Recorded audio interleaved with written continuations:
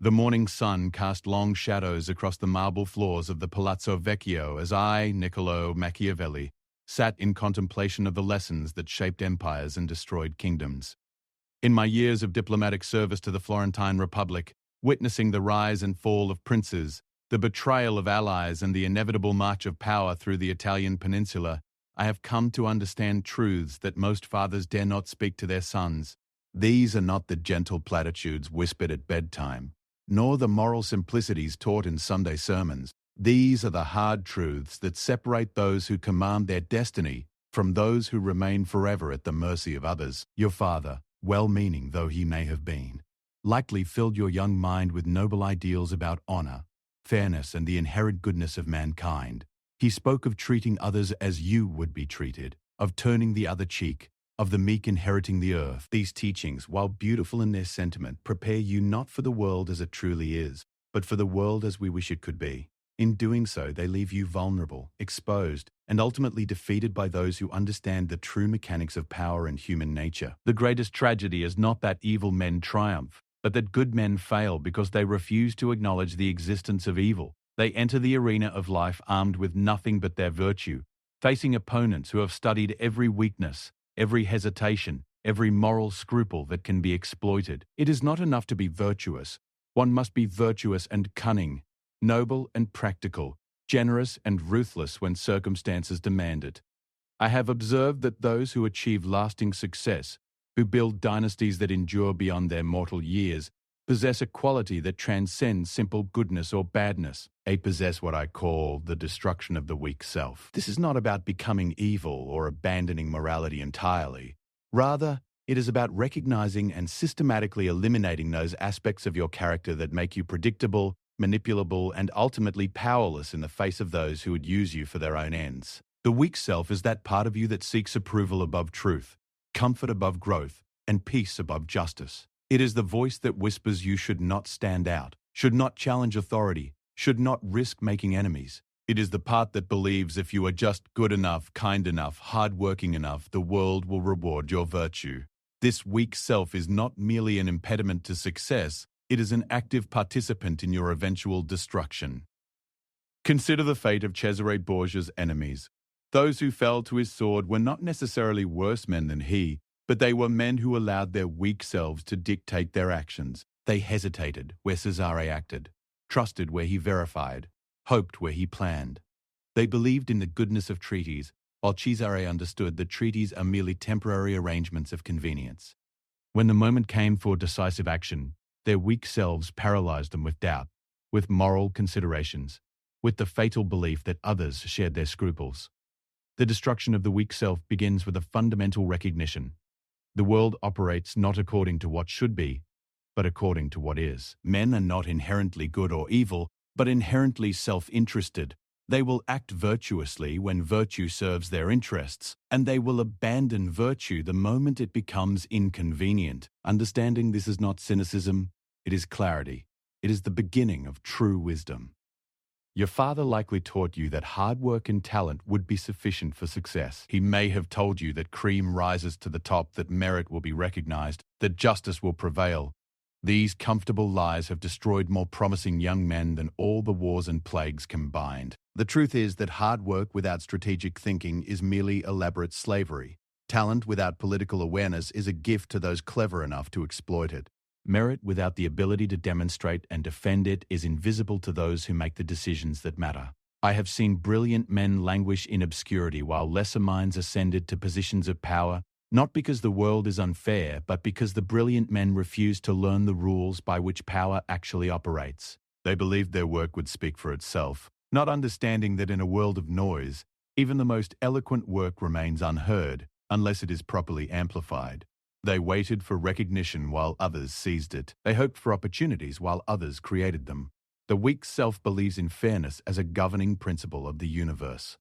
The strong self understands that fairness is a luxury that only the powerful can afford to practice, and even then, only when it serves their interests. This does not mean abandoning all moral considerations, but rather understanding that morality without power is merely an intellectual exercise. To do good in this world, you must first acquire the ability to do good, and that ability is always, ultimately, a function of power. Power, properly understood, is not merely the ability to command others, though that may be part of it. Power is the ability to shape circumstances to your advantage, to influence outcomes, to protect what you value and pursue what you desire. It is the difference between being an actor in your own life or merely a character in someone else's story. Those who refuse to seek power do not thereby avoid its effects. They simply ensure that power will be exercised over them by others who are not so squeamish about its acquisition and use. The weak self fears conflict and seeks to avoid it at all costs. This is perhaps its most dangerous characteristic, for conflict is not something that can be avoided by those who wish to live meaningful lives. Conflict is the natural state of human existence. Resources are finite, opportunities are limited, and multiple parties will always compete for the same prizes. Those who refuse to engage in this competition do not transcend it, they lose it by default. I learned this lesson most clearly during my time observing the campaigns of the French and Spanish armies in Italy. The Italian city-states that survived and prospered were not those with the most noble intentions or the purest hearts. They were those that understood the nature of the conflict they were engaged in and adapted their strategies accordingly. Those that clung to outdated notions of chivalry and honor found themselves conquered by more pragmatic enemies who understood that the first rule of warfare, whether military or political, is to win. The destruction of the weak self requires a systematic examination of every belief, every assumption, every habitual response that has been programmed into you by well-meaning family members, teachers, and society at large. Most of these programming elements were designed not to help you succeed, but to make you more compliant, more predictable, and more useful to existing power structures. They were created by those who benefit from your weakness, not your strength. Take, for instance, the common advice to be yourself. This seemingly benign counsel is actually quite dangerous, for it assumes that your natural self, as currently constituted, is already optimized for success in the world as it exists. In reality, your natural self is likely a collection of random genetic predispositions and environmental conditioning, much of which may be actively harmful to your prospects. The successful man does not simply be himself. He carefully constructs a self that is capable of achieving his objectives. This construction process requires brutal honesty about your current weaknesses and limitations. The weak self resists this examination, preferring comfortable delusions to uncomfortable truths. It would rather maintain a positive self-image than develop genuine competence. It seeks reassurance rather than feedback, validation rather than improvement. The strong self, by contrast, views criticism as valuable intelligence, failure as education, and discomfort as a sign that growth is occurring. I remember watching a young courtier in the service of Lorenzo de' Medici, who possessed considerable natural intelligence and charm. However, he had been raised to believe that these gifts alone would carry him to success. He waited for others to recognize his potential, rather than demonstrating his value through concrete achievements. He avoided difficult assignments that might risk failure, preferring safe mediocrity to the possibility of spectacular success or instructive failure. His weak self protected his ego but destroyed his prospects. Meanwhile, less naturally gifted men who are willing to take risks, learn from failures, and systematically develop their capabilities surpassed him in rank and influence. The weak self is particularly dangerous because it often disguises itself as virtue. It tells you that you are being humble when you are actually being timid, that you are being kind when you are actually being weak, that you are being patient when you are actually being passive. It convinces you that your failures are evidence of your moral superiority to those who succeed through more aggressive means. This is perhaps the most insidious form of self-deception, for it prevents you from learning the very lessons that your failures are trying to teach you. True humility is not thinking less of yourself. It is thinking of yourself accurately. True kindness is not avoiding difficult conversations or hard truths. It is caring enough about others to help them grow, even when that growth is uncomfortable. True patience is not passive waiting. It is the disciplined accumulation of advantages while others act impulsively. The process of destroying the weak self is not accomplished through a single dramatic moment of transformation, but through countless small decisions to choose reality over illusion, effectiveness over comfort, growth over stagnation. Each time you resist the urge to take the easy path, to avoid difficult feedback, to settle for less than your full potential, you weaken the hold of the weak self and strengthen the muscles of effective action. This transformation requires what I call strategic ruthlessness, the ability to make difficult decisions based on long-term consequences rather than immediate emotional comfort. This does not mean becoming cruel or heartless, but rather developing the capacity to act in your genuine best interests even when doing so feels uncomfortable or goes against your immediate impulses. Strategic ruthlessness manifests differently in different contexts. In your career, it might mean leaving a comfortable position for a more challenging opportunity that offers greater long-term potential. In relationships, it might mean ending connections with people who consistently drain your energy or undermine your growth, regardless of how long you have known them. In personal development, it might mean investing time and resources in building capabilities rather than consuming entertainment. The weak self will resist each of these decisions with a torrent of justifications and excuses. It will remind you of your obligations to others, your fear of change, your need for security. It will paint pictures of all the things that could go wrong if you take action, while conveniently ignoring all the opportunities that will be lost if you remain passive. Learning to recognize these internal resistance patterns and act in spite of them is perhaps the most important skill you can develop. One of the most crucial aspects of destroying the weak self is learning to manage your emotional responses to external circumstances. The weak self is reactive, allowing its mood and behavior to be controlled by whatever happens to occur in its environment. If others are angry, it becomes defensive. If others are critical, it becomes discouraged. If others are dismissive, it becomes insecure. This reactive pattern ensures that you will never be the author of your own experience, but always at the mercy of external forces. The strong self, by contrast, maintains what I call emotional sovereignty. It acknowledges external circumstances and other people's emotions without being controlled by them. It responds rather than reacts, choosing its emotional state based on what will be most effective in the current situation rather than what feels most natural or comfortable. This is not emotional suppression or detachment, but rather emotional intelligence applied strategically. I observed this principle most clearly in the diplomatic negotiations I conducted on behalf of Florence. The most effective diplomats were not those who were naturally calm or unflappable, but those who had learned to manage their emotional responses in service of their objectives. They could appear angry when anger would intimidate an opponent, sympathetic when sympathy would build rapport, or confused when confusion would cause others to reveal more information than they intended. Their emotions became tools rather than hindrances. This level of emotional control requires extensive practice and self-awareness. You must first learn to observe your own emotional patterns without being consumed by them. Notice when you become defensive, what triggers your insecurities, how your mood affects your judgment. Once you can observe these patterns, you can begin to choose different responses. Instead of automatically becoming defensive when criticized, you can choose to become curious about what truth the criticism might contain. Instead of becoming discouraged by setbacks, you can choose to become analytical about what lessons they might teach. The weak self also tends to be overly concerned with the opinions and approval of others.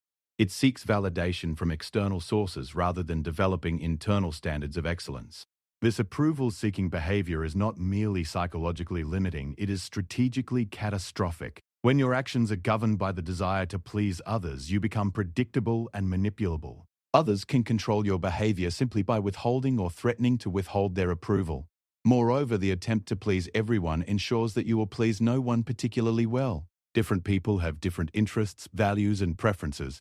What impresses one person will disappoint another. By trying to satisfy all constituencies, you end up creating a diluted version of yourself that lacks the distinctive characteristics necessary to create strong impressions or lasting relationships. The strong self develops what I call selective concern for others' opinions.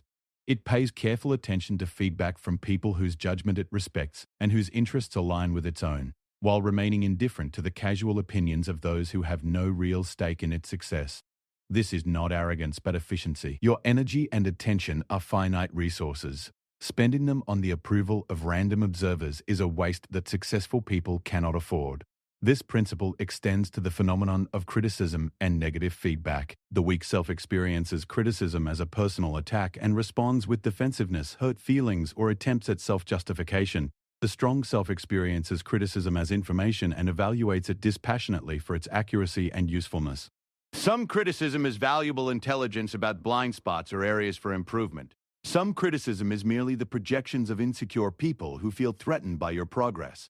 Learning to distinguish between these two types and to extract value from both is a crucial skill. The most valuable criticism often comes from your enemies rather than your friends.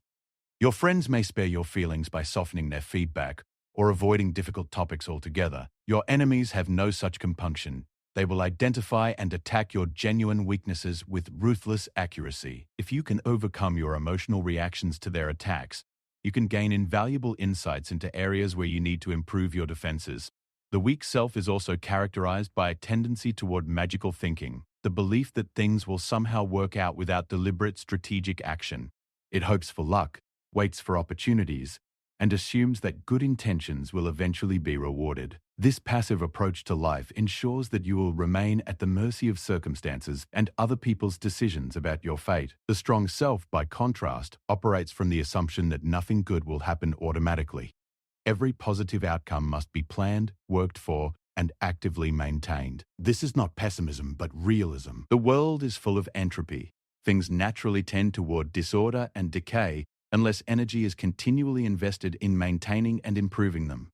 Your career, your relationships, your health, your finances, all of these require constant attention and active management. This active approach to life requires what I call strategic thinking, the ability to see patterns, anticipate consequences, and position yourself advantageously for future developments. Most people are trapped in tactical thinking, responding to immediate problems and opportunities without considering their long-term implications. They make decisions based on what feels good or seems easy in the moment, then wonder why their lives drift toward mediocrity and disappointment. Strategic thinking begins with clarifying your actual objectives. The weak self often has vague, undefined goals. Be successful, be happy, make a difference. These aspirations are too general to guide specific actions or measure progress. The strong self develops precise, measurable objectives with clear timeframes and concrete success criteria. Instead of wanting to be successful, it might aim to achieve a director-level position at a Fortune 500 company within 5 years, or build a business generating 7 figures in annual revenue within 3 years. Once you have clear objectives, strategic thinking involves working backward from your desired outcomes to identify the specific steps, resources, and capabilities required to achieve them. This process often reveals uncomfortable truths about the gap between your current situation and your goals. The weak self becomes discouraged by this gap and abandons or reduces its ambitions. The strong self becomes energized by the challenge and begins systematically acquiring whatever's needed to bridge the gap. Strategic thinking also requires understanding the competitive landscape in which you operate. In any worthwhile endeavor, you will face competition from others who want similar outcomes. The weak self pretends this competition doesn't exist or hopes it can be avoided through superior virtue or effort alone.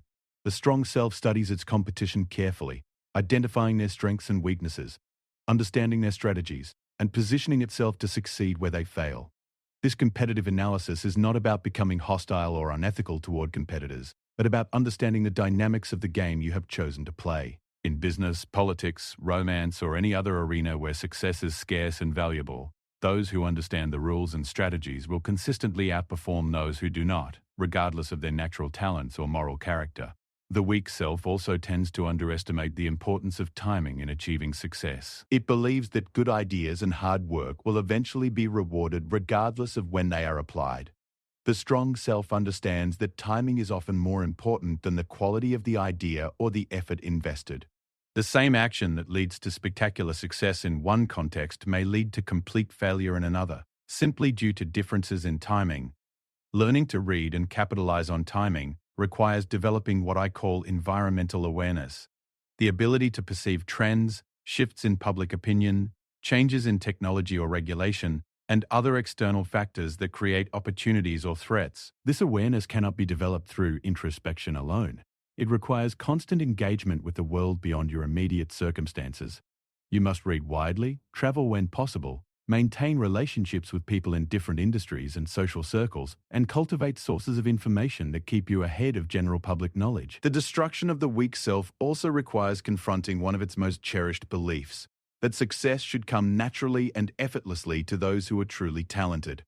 This belief leads to what I call effort aversion, the subconscious assumption that having to work hard for something is evidence that you are not meant to have it. The weak self interprets difficulty as a signal to quit, setbacks as signs of inadequacy, and the need for practice as proof of insufficient natural ability. The strong self understands that difficulty is simply the price of admission to worthwhile achievements. Everything valuable requires effort to obtain and maintain. The most successful people are not those who found success easy, but those who became exceptionally good at dealing with the difficulties that success requires.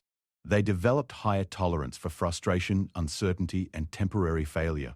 They learned to interpret obstacles as puzzles to solve rather than barriers to progress. This reframing of difficulty as opportunity extends to the realm of skills development. The weak self wants to appear competent at all times and therefore avoids activities where its incompetence might be visible to others. It prefers to operate within its existing comfort zone, rather than risk the embarrassment of being a beginner at something new. This preference for comfort over growth ensures that its capabilities remain static while the world around it continues to evolve. The strong self embraces what I call strategic incompetence, the willingness to be temporarily bad at something in order to become eventually excellent at it. It understands that all expertise begins with inexperience, and that the fastest way to develop new capabilities is to deliberately practice activities that are currently beyond its comfort zone. It views the temporary discomfort of learning as an investment in future capability rather than a threat to current self-image. This principle applies not only to technical skills, but to social and political capabilities as well. Many people avoid networking events because they feel awkward making small talk with strangers. They avoid public speaking because they fear embarrassment. They avoid leadership roles because they worry about making mistakes in positions of visibility. By avoiding these uncomfortable situations, they ensure that they will never develop the social and political skills that are essential for success in most fields. The strong self systematically exposes itself to these uncomfortable situations, not because it enjoys them initially, but because it understands their developmental value. It practices conversations with strangers until networking becomes natural. It seeks speaking opportunities until public presentation becomes comfortable. It volunteers for leadership roles until command becomes instinctive. Another crucial aspect of destroying the weak self involves rethinking your relationship with failure and setbacks. The weak self experiences failure as evidence of inadequacy and responds with shame, discouragement, and withdrawal. It interprets setbacks as signals that it should lower its ambitions or abandon its goals entirely. This emotional response to failure is not merely unpleasant. It is strategically disastrous because it prevents the very learning that could transform future failures into successes.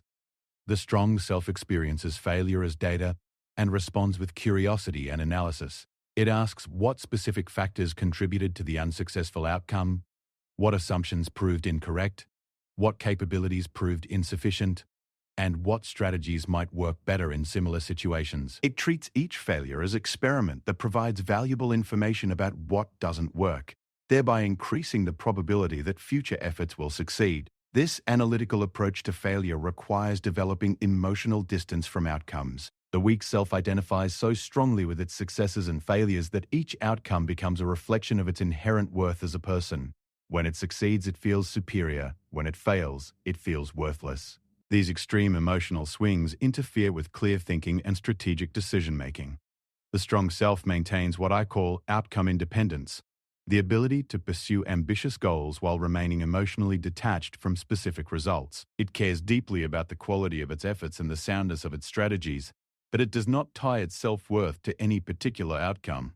This detachment is not indifference, but rather recognition that success in complex endeavors often requires multiple attempts and continuous refinement.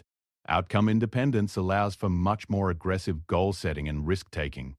When you are not emotionally devastated by failure, you can afford to attempt things with uncertain probabilities of success.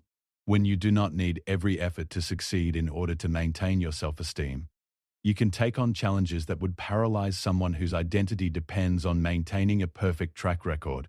The weak self also tends to be overly influenced by the conventional wisdom and popular opinions of its time and place. It assumes that if most people believe something or if an idea is widely accepted, it must be true, or at least reasonable. This intellectual conformity is not merely a symptom of mental laziness, it is a strategic handicap that prevents you from seeing opportunities that others miss and developing insights that provide competitive advantages. Most conventional wisdom is conventional precisely because it represents the lowest common denominator of understanding, the level of sophistication that can be grasped and accepted by the majority of people. By definition, this level of understanding is not particularly sophisticated, nuanced, or useful for achieving exceptional results. If conventional approaches to career, relationships, money, or personal development were highly effective, exceptional achievement would be common rather than rare. The strong self develops what I call intellectual independence, the ability to think through important questions from first principles rather than simply accepting popular answers. It studies the actual results produced by conventional approaches and compares them to the results it wants to achieve. When conventional approaches prove insufficient, it seeks out minority viewpoints, studies historical examples of successful contrarians, and experiments with alternative strategies. This intellectual independence often puts you at odds with family members, friends, and colleagues who are comfortable with conventional approaches and may feel threatened by your willingness to question shared assumptions. The weak self cannot tolerate this social tension and eventually conforms to group opinions in order to maintain harmony.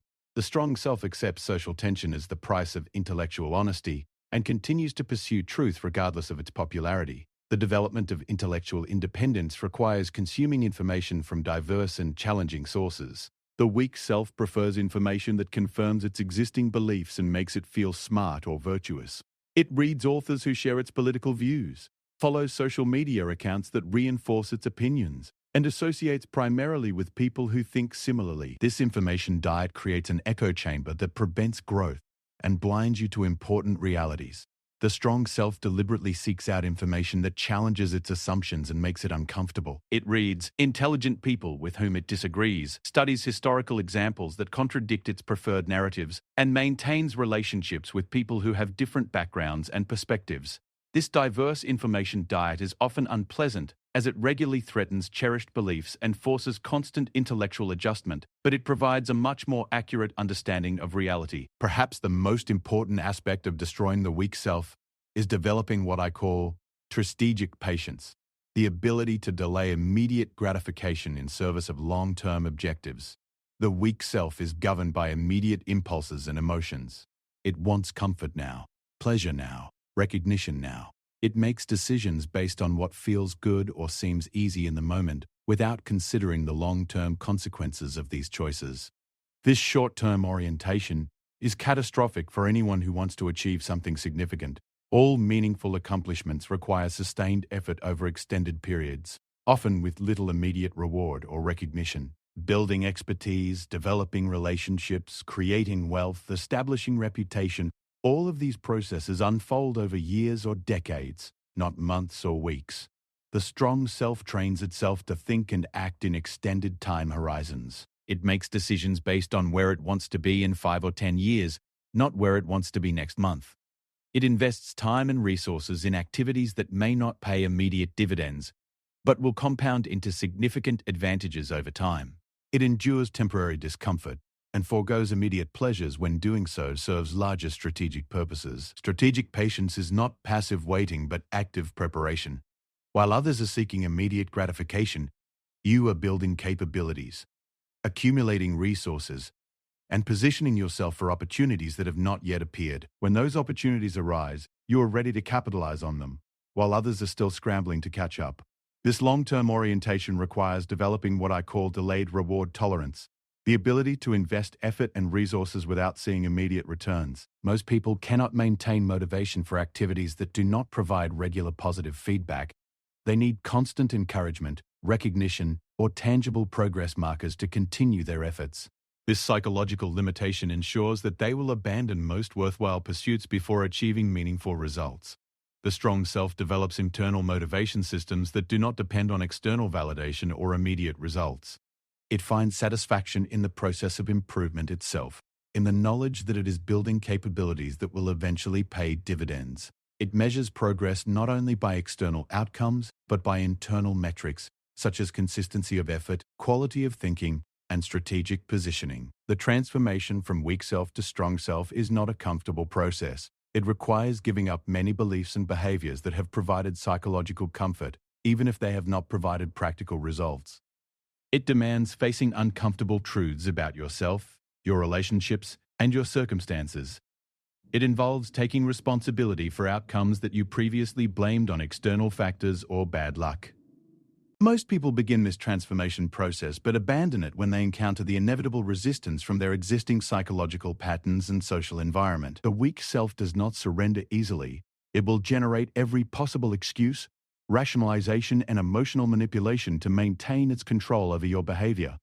Your friends and family, comfortable with your current personality and role in their lives, may also resist your efforts to change and grow. This resistance is not necessarily conscious or malicious, but it is real and powerful.